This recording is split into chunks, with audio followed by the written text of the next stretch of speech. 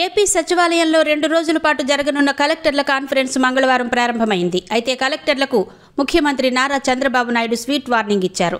కలెక్టర్లు జిల్లా ముఖ్య నిర్వహణ అధికారులు అన్నారు. ఏసీ రూమ్లకు కలెక్టర్లు పరిమితం కావద్దన్నారు. 2 రోజుల కలెక్టర్ల సమావేశంలో సీఎం చంద్రబాబు అన్ని విషయాలు ప్రస్తావించారు. విజన్ 2047 పై ప్రధానంగా కలెక్టర్లు దృష్టి పెట్టాలన్నారు. పెన్షన్లను ప్రభుత్వం అత్యంత ప్రతిష్టాత్మకంగా తీసుకుంది అన్నారు.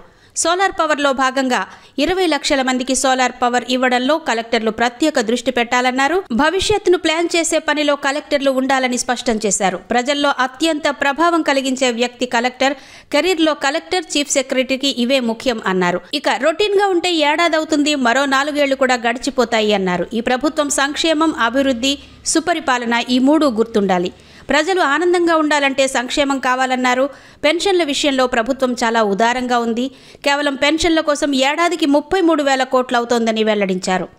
అమరావతి అత్యంత ప్రతిష్టాత్మక ప్రాజెక్ట్.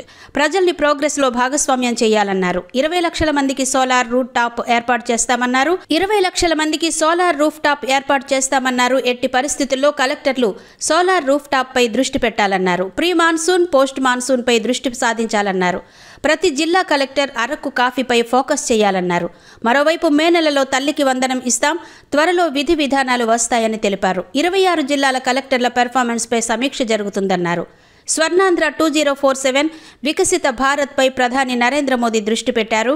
స్వర్ణాంధ్ర 2047 వికసిత భారత్ పై ప్రధాని నరేంద్ర మోదీ దృష్టి పెట్టారు. అందుకు అనుగుణంగా 175 నియోజకవర్గాలకు విజన్ డాక్యుమెంట్లు ఉంటాయన్నారు.